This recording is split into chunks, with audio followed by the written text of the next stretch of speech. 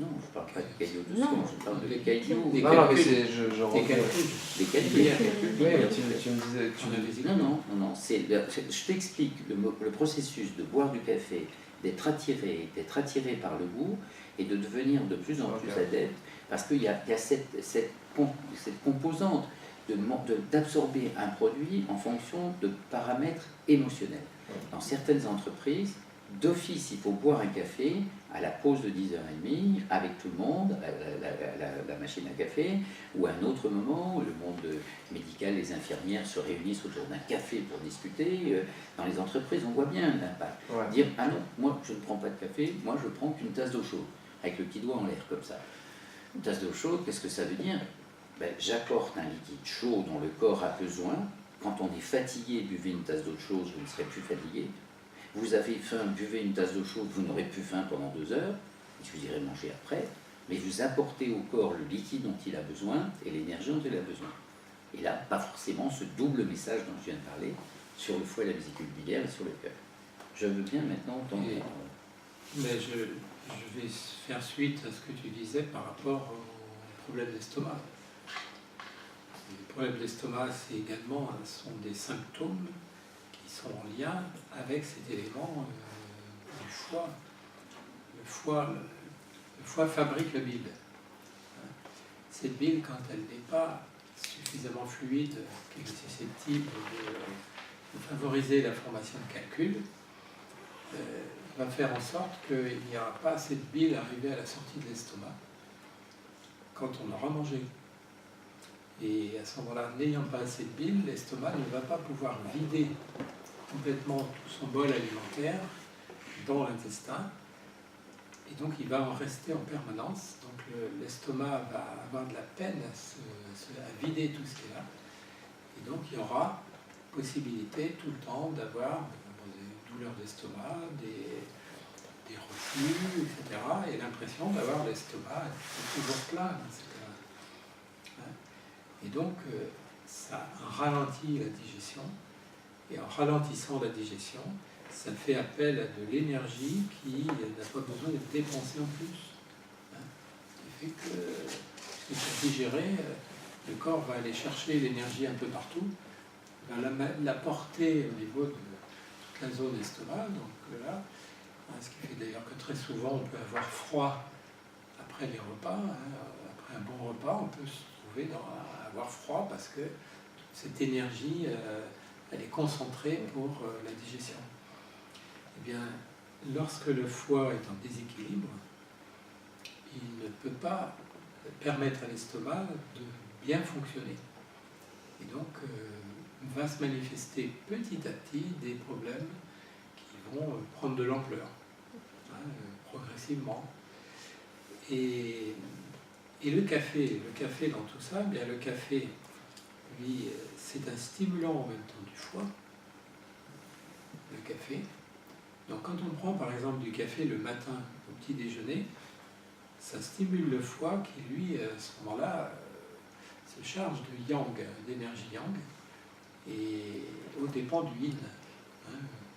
Et donc petit à petit on abîme le foie, qui va aller de moins en moins vers cette sécrétion de bile, et en particulier il va de moins en moins sécréter une bile fluide. Et donc, il y a le risque, justement, de ne plus avoir suffisamment de bile à l'estomac, etc. Donc, le café du matin est particulièrement nocif. Par contre, le café pris à l'horaire de midi, comme le café est un amer, si on prend son sucre et son petit gâteau et son chocolat, le café, à ce moment-là, va, par son amertume, drainer le foie. C'est-à-dire qu'il va permettre un nettoyage du foie. Et comme l'amer, c'est en même temps stimulation du cœur, de la joie de vivre, il va être bénéfique aussi pour le cœur et pour le système vasculaire. Donc s'il y a un moment où on peut prendre du café, c'est aux alentours de midi. Mais surtout pas le matin. Tous les jours. Comment? Pas tous les jours. Peu importe, mais pas le matin du tout. Et pas le soir. Le soir, après, ça peut être pris si on veut. Et après un bon repas, bien, un riche, par exemple, le café va aider à la digestion.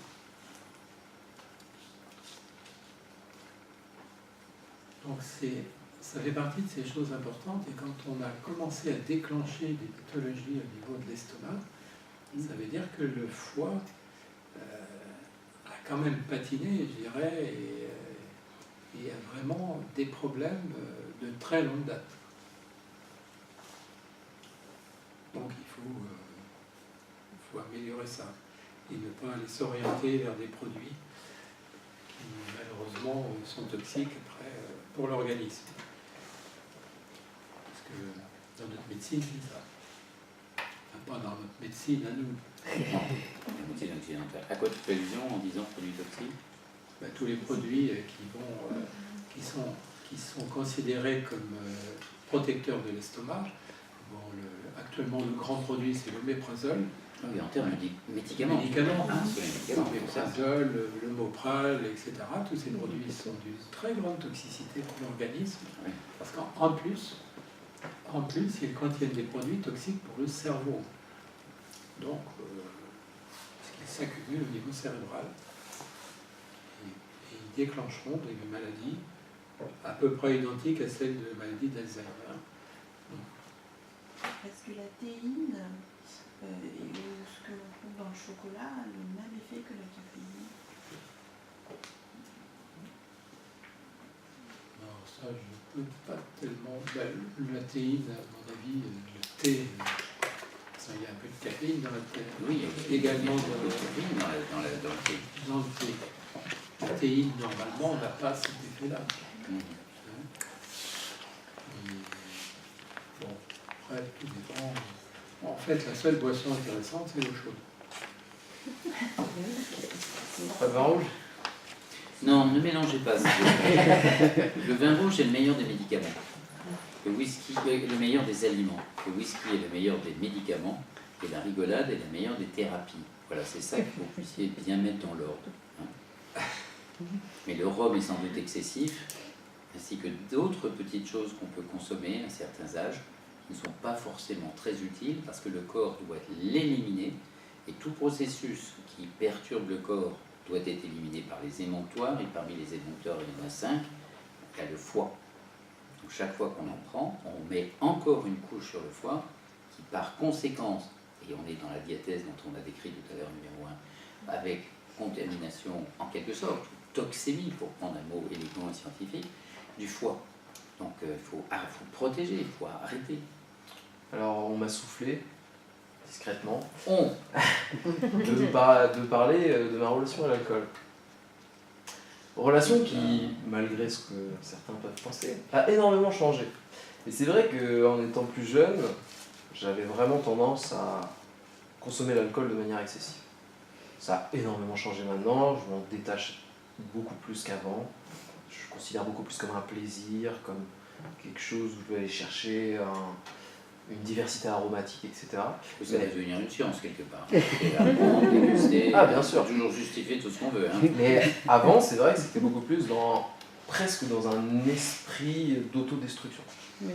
Alors, ce Alors, qu'il faut voilà. savoir aussi, c'est que Autodestruction. j'ai une relation importante avec un autre produit, c'est le cannabis. Oh là. En fait, je consomme du cannabis, ça fait 13 ans maintenant. Mais contrairement à beaucoup de gens qui le consomment depuis autant d'années, j'arrive très facilement à m'en détacher. C'est-à-dire que Combien de jours consécutifs? 2 semaines sans fumer, je vais pas ressentir le moindre manque. Donc c'est vraiment, j'ai pas du tout de dépendance physique par rapport à ça, mais c'est vrai que dans certains contextes, ça me plaît pas si j'en ai pas. Certains contextes. Certains Émotionnels. contextes seulement. Pas forcément émotionnel.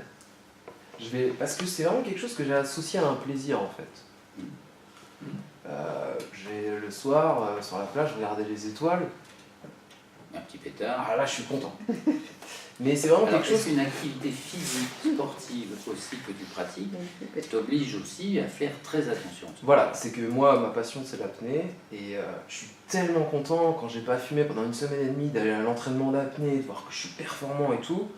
c'est quand même quelque chose qui va me freiner sur cette On est consommation. en plongée. Oui, Oui, c'est ça. quand En j'ai piscine, son arrêt.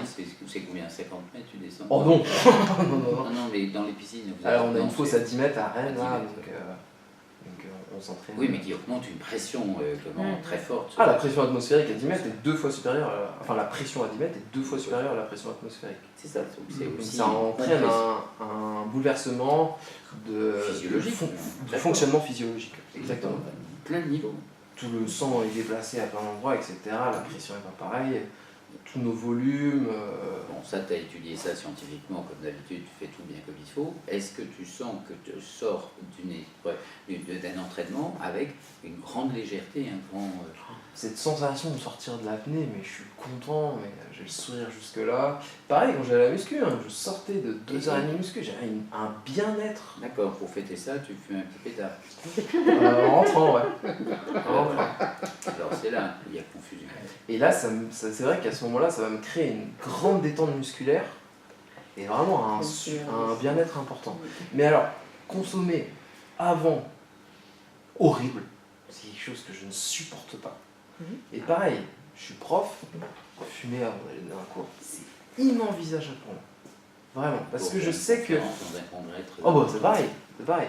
Quand je sais que ça va me mettre dans une situation compliquée, il y a des... j'aime pas l'effet. Dans certaines situations, je déteste l'effet que ça me procure.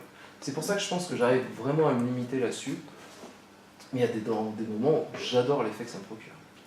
On est un peu embêté dans cette famille, pourquoi? Parce qu'en Angleterre, l'utilisation de certaines formes dérivées de cannabis est maintenant légalisée, que ma sœur est née évidemment à Londres, et que pour diverses raisons qui lui sont personnelles, grâce à un de mes enfants, pas celui-ci mais un autre, c'est Paul qui l'a initié, et donc elle en fait l'éloge, trouve des bienfaits tout à fait évidents. Donc attention, le cannabis a en effet en France considéré comme une drogue interdite, etc.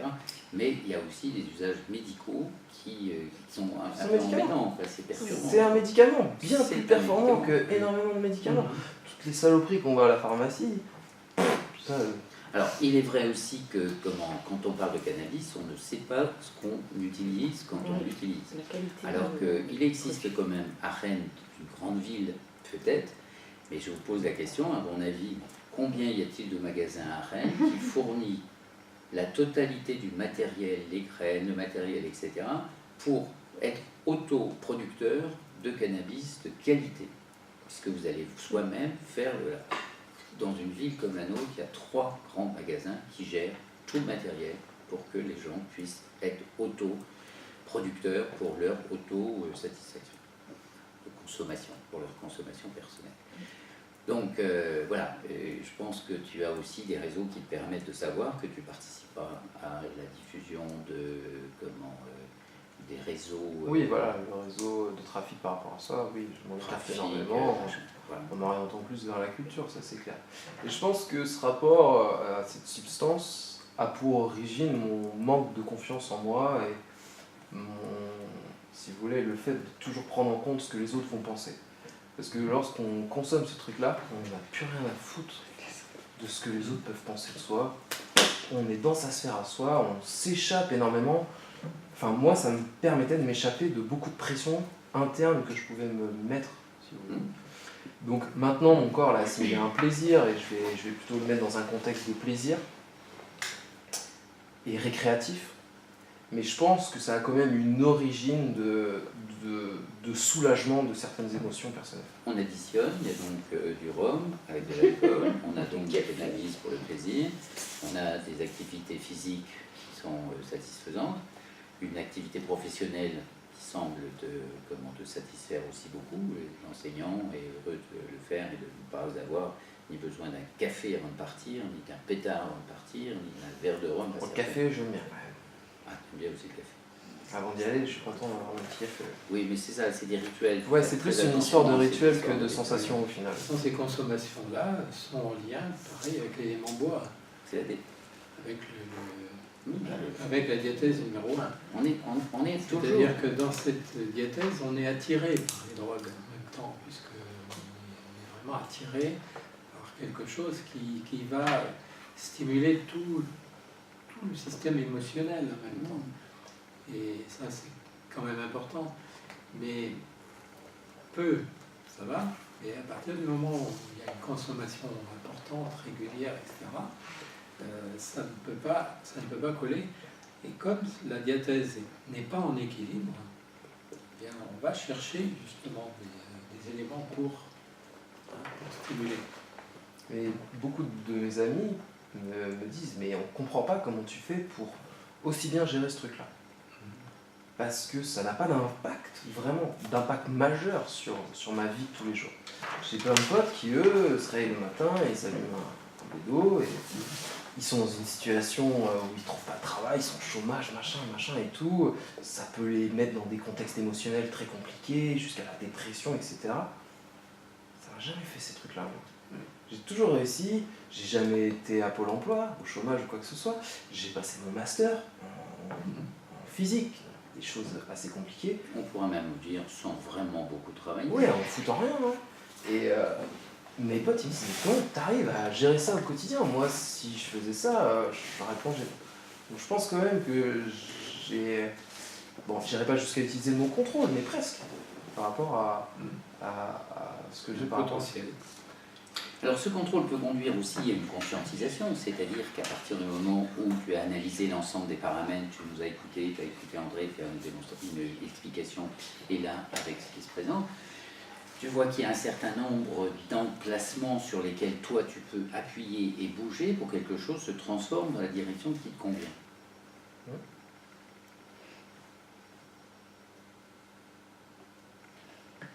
ne sais pas où tu veux en venir, là, mais...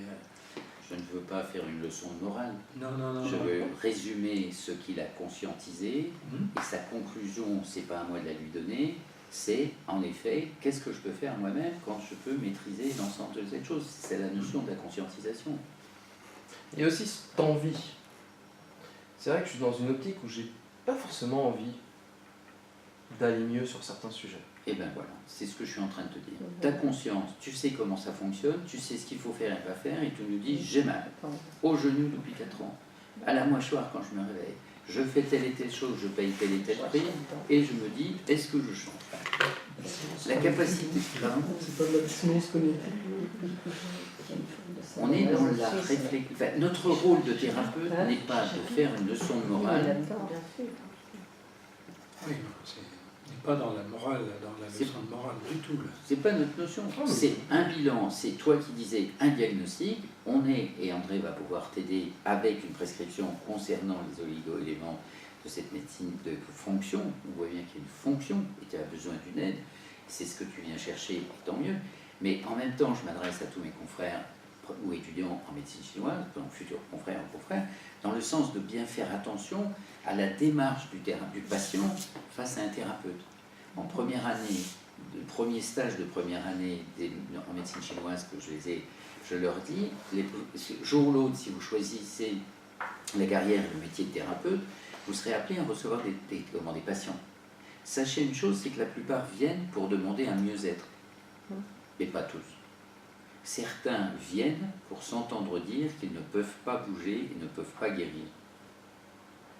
Ils nous choisiront comme des outils pour justifier d'un certain nombre de choses, à savoir, j'ai été voir des tas de gens, ostéopathes, chiropracteurs, éthiopathes, homéopathes, personne n'a réussi à me guérir. Je ne dis pas que j'ai entendu ça dans ce que tu nous as dit tout à l'heure, mais il y a quand même tout un parcours. Alors d'abord, l'évaluation par des appareils qui permettent d'aller voir l'objectivation de la matière, analyse détaillée, IRM, kiné, spécialisé, ostéopathe, etc. Même si c'était les plus grands qui étaient des acupuncteurs. Malgré tout, tout ça, ça n'a pas fonctionné. Donc en fait, c'est aussi de se dire, on a tous en soi cette capacité de se transformer et de là, mais tu viens de le dire. Je ne suis pas sûr que, tu te souviens de la phrase dernière que tu viens de dire, que j'ai envie de guérir de certaines choses. De certaines choses. J'ai bien dit de certaines choses, sinon tu ne serais pas là, bien sûr. Voilà, tu serais calculateur. Vous disiez des choses, est-ce qu'éventuellement vous les mettez en commun ou pas? Oh, bah, je sais pas si c'est très. Non, parce que c'est- Mais Non. si, on parle Là, de sadomasochisme, oui, on parlait ça une qui forme peut y de avoir sadomasochisme. un peu en J'ai chacun plaisir de à se nous. faire souffrir soi. Voilà. En chacun Tout de en nous, pensant vous pensez qu'on se qu'il fait peut y avoir plaisir. une partie Une qui partie puisse- de. Voilà, on est un peu paradoxaux chacun. Pourquoi dans ce cadre-là? Non. Non, Mais ouais, je sais pas. c'est plus paradoxal que ça. Oui, c'est paradoxal. Mais je peux trouver ça justifié de temps en temps de devoir souffrir en fait. Et là, il faut que je souffre. Ça peut m'arriver d'avoir des raisonnements comme ça. Alors moi je voudrais... Oui, tu veux dire Non, c'est pour repositionner, quoi. Oui. Moi, je voudrais dire quelque chose parce qu'on a quand même un élément devant les yeux qui est la force du tronc du jour, bilan pour lequel on a réponse directement oui. La force du tronc du jour dans l'étude du bilan énergétique, c'est de définir si en effet il y a une capacité à faire face, la résilience, je donne toujours comme exemple avec mes lunettes, celle-ci moins que les autres, mais de pouvoir appuyer dessus, elle se déforme, je relâche, elle reprend la position initiale. C'est un terme physique, la résilience, que tu as dû étudier en physique. C'est pour ça que quand les psychanalystes les ont utilisés, je dis, oh, bah oui, alors ça c'est un truc qu'on connaît en physique. Boris Cyrulnik, évidemment, à qui je fais allusion, c'est cette notion de capacité à faire face par rapport et trouver des solutions par rapport aux agressions qu'on peut avoir. Donc pour ceux qui ont été dans des situations très extrêmes, et lui, il l'a été à une époque, comment perdre ses parents, il y a tout un contexte historique, comment Boris Cyrulnik, vous avez suivi cette affaire-là, il développe cette notion de la résilience, c'est-à-dire certains sont capables de faire face et d'autres pas.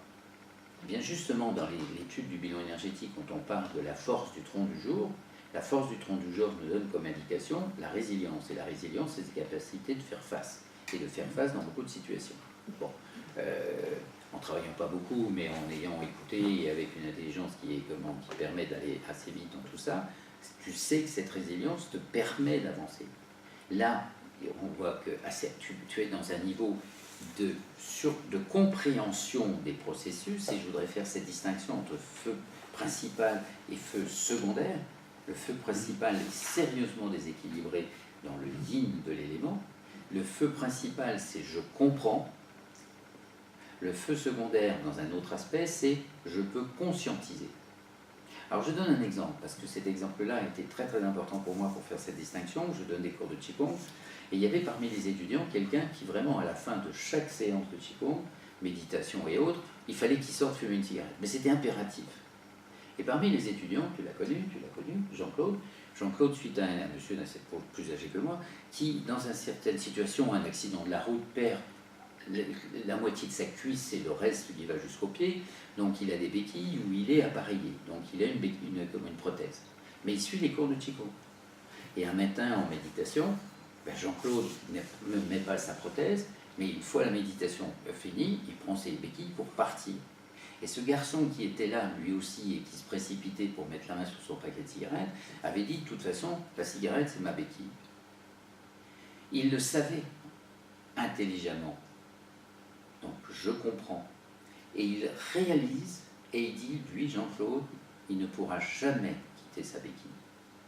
C'est une conscientisation de l'instant. Il n'a pas mis la main sur son paquet de cigarettes, et à partir de ce jour, il n'a plus jamais fumé. Et quand il nous a expliqué ça un petit peu plus tard, il m'a dit, mais c'est ce jour-là, quand j'ai vu, il ne l'a pas forcément dit tout de suite, il était sur le choc, ça m'a permis de comprendre cette nuance entre conscience et conscientisation. Et je vous offre ça comme image et comme compréhension. Pourquoi les Chinois ont fait un feu et un feu secondaire? Tous les autres éléments, en bois, il est tout seul, terre, métal, ils sont tout seuls, sauf le feu qui est double. Parce qu'il y a cette possibilité de comprendre intelligemment, comme tu comprends plein de trucs intelligemment, chaque fois qu'on t'écoute, on voit bien que dans la dimension, dans les disciplines qui sont les autres, les tiennes, et qui sont les tiennes, je veux dire, elles vont très rapidement, comment tu vas les posséder. Mais la conscientisation, il dirait que tu n'es pas encore en mesure d'aller dans cette partie-là. Oui, tu sens cette distinction. Et Je dis, il est encore jeune aussi. à n'importe quel âge, un enfant peut être dans la conscientisation. J'ai l'exemple de quelqu'un d'autre qui avait 12 ans. Son cousin en avait 14. Et cette petite fille de 12 ans dit à propos de son cousin, mais quand est-ce que Xavier va souffrir pour commencer à comprendre? Vous voyez bien qu'elle était déjà dans la conscientisation. Donc la notion de l'âge, je ne pense pas que ce soit... C'est des situations, c'est un mécanisme qui peut se mettre en place. Donc ça aussi, on va le voir avec feu secondaire en difficulté et dans le feu principal. Donc c'est pour ça que j'insiste, le rôle du bilan énergétique, c'est de nous donner des pistes. On a devant les yeux des cartes, pour ceux qui ont étudié ou qui vont étudier, vous les saurez les traduire, et André a bien fait cette formation, il connaît bien tout ce mécanisme. On a des indications, ce qui nous conduit à proposer des raisonnements pour accompagner, c'est ça le principe d'une consultation de Feng Shui, de Bazeu, Feng Shui et Bazeu, puisque tout ça c'est lié, excusez-moi du lapsus, mais parce qu'ils sont très liés, de dire des choses et de faire apparaître qu'en effet ça peut être difficile. Nous, c'est jamais un jugement, on est juge de rien du tout. J'allais dire, on est historien, les historiens étudient les événements, ils ne jugent pas. On étudie, on comprend comment ça fonctionne et on pousse un peu pour donner des petites pistes. On va semer des graines pour qu'un jour ou l'autre, ces graines germant vont pousser et pouvoir se servir de ça. Tu voudrais poser une question sur le problème? Voilà, maintenant, parce que je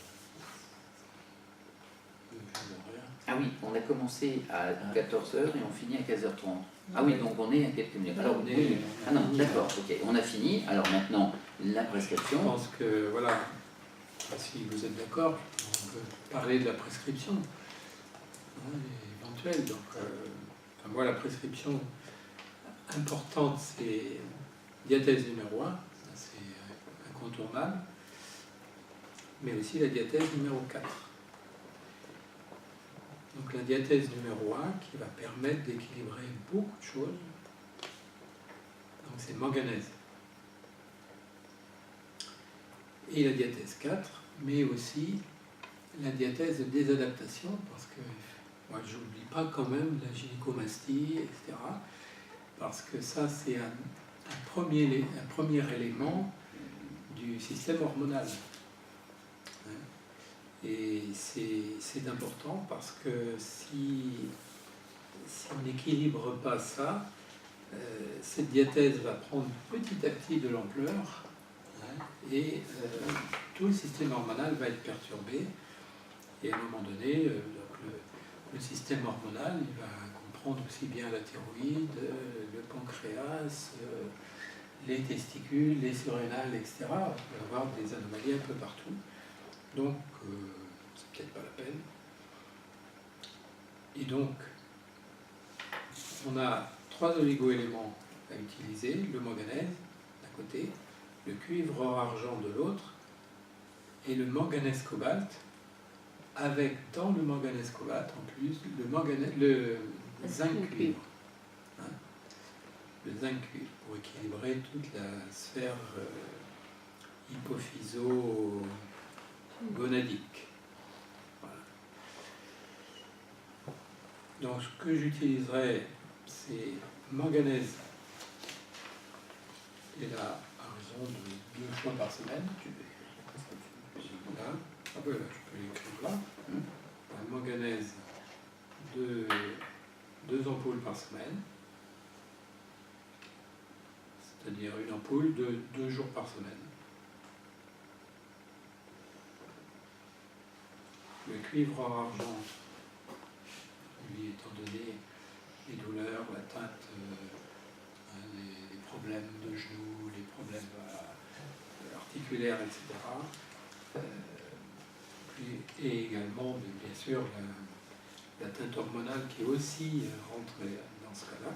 Cuivre or-argent, 3 par semaine, 3 doses par semaine. C'est une ampoule à chaque fois. Oui. Non, c'est pas C'est une ampoule, petits- c'est une dose. Ah, c'est des doses. Ah oui, c'est des flacons. avec un bouchon, il y a Voilà. une dose, 2 doses, une dose. Voilà, c'est bon le bouchon. C'est du liquide, oui, oui. Et donc ça, c'est, je dirais que c'est la base. Ouais, c'est la base à utiliser sur une durée Au long cours. au long cours. Ça fait partie de la constitution, ça fait partie de la maison, quoi. Voilà. Et alors, manganèse, cobalt et zinc cuivre. Alors, le zinc cuivre, il se prend le midi. Alors, ceux-là se prennent le matin. Concomitamment? Oui, c'est pas forcément le C'est-à-dire même jour. 2 jours l'un, 3 jours l'autre, Ok. par semaine. Le manganèse cobalt, lui, il va falloir quand même l'utiliser puisqu'on a là des éléments qui sont là existants, hein, qui ont été opérés, parce que cette gynécomastie opérée, elle n'est pas réduite, si on peut dire. Elle est réduite par le bistouri, mais c'est tout. Mais elle est susceptible de recommencer tout le temps. Hein, on pourrait opérer tous les 3 ans, quoi.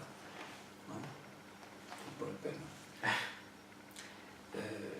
Donc manganèse cobalt, là, au moins pendant 1 an, peut-être plus, en prendre tous les soirs.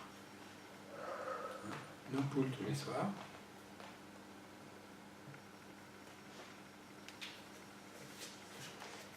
Et zinc cuivre, alors le zinc cuivre, c'est à prendre plutôt à midi, et là, 3 fois par semaine.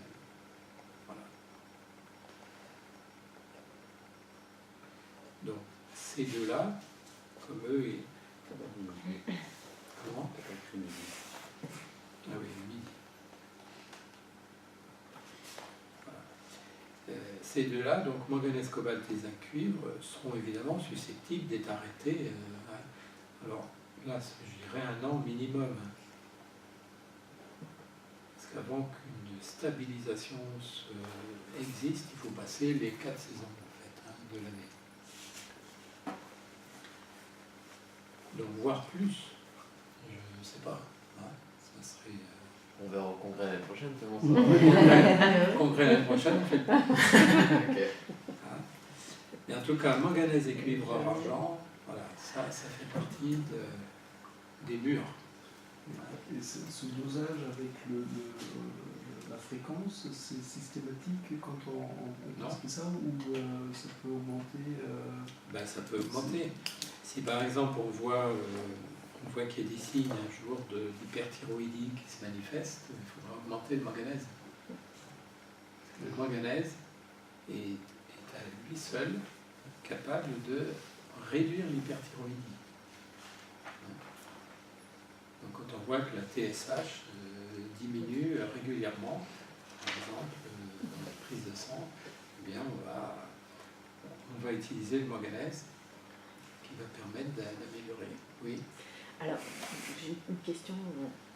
En fait, c'est par rapport à la qualité de ces produits-là. Est-ce qu'il s'agit d'homéopathie? Est-ce qu'il s'agit d'ampoules vraiment de l'élément? Vous voyez ce que je veux dire? Est-ce que c'est comment ça se présente et comment est-ce qu'on peut le trouver en pharmacie, etc. Il y a des laboratoires qui le font. D'accord. Ouais. Des ampoules ou des liquides.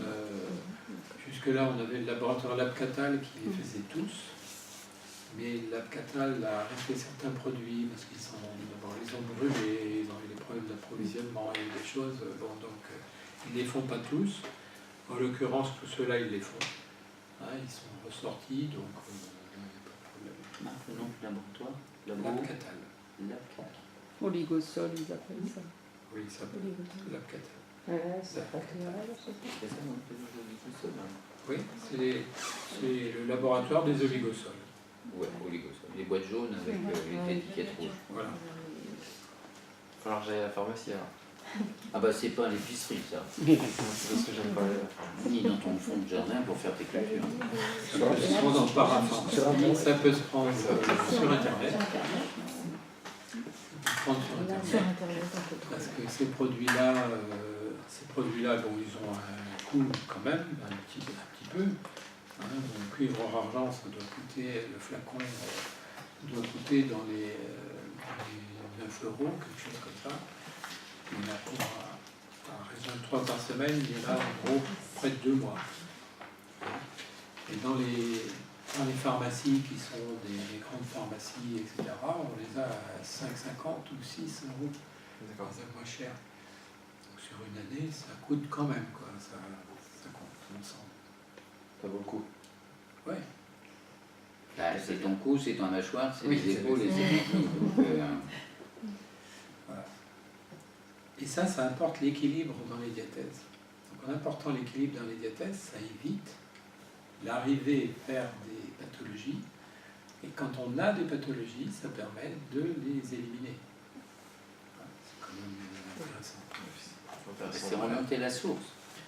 Par contre, ça ne va pas se faire dans 3 jours. Oui, Les oligo-éléments commencent à agir au bout de 3 semaines de prise. ok. Après, c'est constant. Maintenant, si ça conduit à une diminution et d'alcool et du cannabis et d'autres choses, il ne faudra pas se plaindre que ce sont les effets secondaires du traitement. Là, c'est pas mal. Merci beaucoup. Question peut-être? Quelqu'un veut dire Enfin, je quelque peux chose? dire une chose, c'est que la consommation de drogue est en lien avec un déséquilibre Ouais. des diathèses. Oui. Alors ça, je le rencontre tout le temps. Il n'y a pas de... C'est sûr. Il y a aucune erreur à ce niveau-là. Hein, ça, alors, j'appelle drogue le chocolat, Le sucre, le pire café, drogue. le sucre, tout. l'alcool, le cannabis, Mais pas le je dirais le sexe. Hein, ça peut être une drogue. Voilà.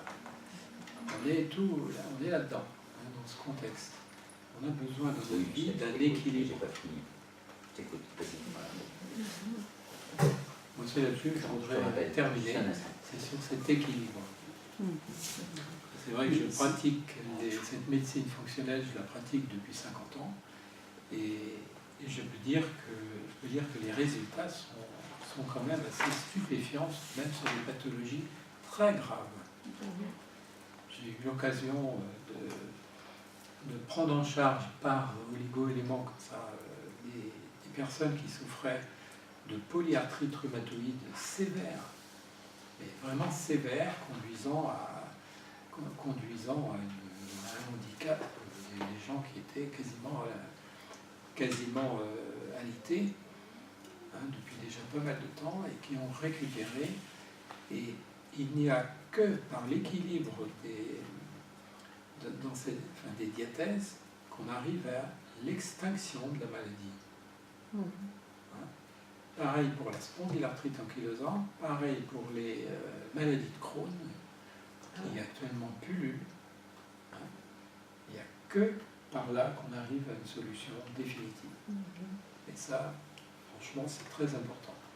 Alors, Tu racontais une histoire un jour où tu traverses la rue ou une place, quelqu'un vient te voir, un monsieur te reconnaît, vient te dire bonjour en te disant mais vous vous souvenez pas de moi? Non, pas vraiment, ça faisait tellement longtemps. Et une séance, enfin une consultation, il raconte le monsieur, mais vous m'aviez prescrit des choses, je les ai fait régulièrement, je n'ai plus aucune douleur, mais depuis quand? Mais ça fait plus de 15 ans que je fais ça régulièrement, j'ai plus de douleur. Ça faisait 30 ans. 30 ans, bon voilà, oui, je vais rester modeste, mais 30 ans. Bon, voilà, c'est vraiment de modifier, c'est ça qui est intéressant par rapport au bilan énergétique, de comprendre, de pouvoir modifier quelque chose qui, de par la naissance, est dans une forme de déséquilibre, donner tout le monde, personne n'a un équilibre parfait, et de permettre justement, c'est pallier les fragilités par une supplémentation appropriée. justement, c'est par rapport au temps. En fait, il ne s'agit pas d'une cure. On ne peut pas dire, tiens, Ah non. là, on Ah va non, faire une mais cure. certains, c'est à C'est vie. pour tout le temps. C'est à vie. C'est à vie. Ouais. C'est un déséquilibre fonctionnel. On peut aller se plaindre auprès des parents en disant il me manque un truc, voilà. Et pourquoi? Qu'est-ce que vous faites? Bon, avec les oligo-éléments, par exemple, on a un rhume, on peut prendre du cuivre. Bah oui. On va le prendre pendant 3 jours. Et là, voilà, parce que le cuivre agit en très peu de temps. Il n'y a pas de contre-indication si on prend des médicaments ou des choses comme ça, on peut les prendre en parallèle Par contre, ça se met tout le temps, enfin ça se met sous la langue, voilà. Non, il n'y a pas de contre-indication avec d'autres produits. C'est vraiment... On est dans des médicaments qui sont au millionième. Oui. Quelque chose. Pour une maladie comme la maladie de Lyme, qui est une maladie acquise, est-ce qu'il y a possibilité d'aider? On est en train de finir.